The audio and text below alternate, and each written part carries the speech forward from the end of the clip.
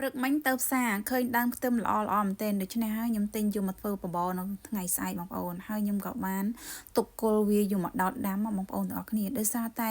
ដើមខ្ទឹមនឹងងាយស្រួលដាំមែនទែនដាំតែមួយសប្តាហ៍អីហ្នឹងវាលាស់មកហើយបងប្អូនចាដោយសារតែប្តីខ្ញុំក៏ចូលចិត្តធ្វើបបរធ្វើកាទៀវអីហ្នឹងហើយដូច្នេះហើយខ្ញុំត្រូវតែដាំដើមខ្ទឹមហ្នឹងបងប្អូនចាដើម្បីទុកយើងធ្វើបបរនឹងឯងហើយមុននឹងខ្ញុំយកមកដាំគឺថាខ្ញុំលាយដីនឹងយើងលាយជាមួយនឹងសបកពងមាន់ដើម្បីឲ្យដីវាធូរដំណាំយើងដុះមកវាបានផលល្អដល់ពេលយើងលាយរួចហើយ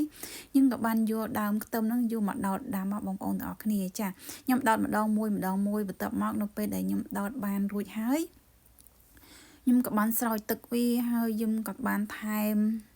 ស្មៅងាប់បងប្អូនដើម្បីគ្របវាពីលើយើងស្រោចទឹកទៅឲ្យវាជប់បានល្អបងប្អូនទាំងអស់គ្នាហើយបងប្អូនកុំភ្លេចតាមដានទស្សនាវីដេអូក្រោយៗទៀតខ្ញុំនឹងបង្ហាញតើដើមខ្ទឹមខ្ញុំដាំនឹងវាបានផលប៉ុណ្ណាដោយសារតែឆ្នាំមុនខ្ញុំដាំខ្ទឹមក្រហមឆ្នាំនេះយើងដាំដើមខ្ទឹមបបរ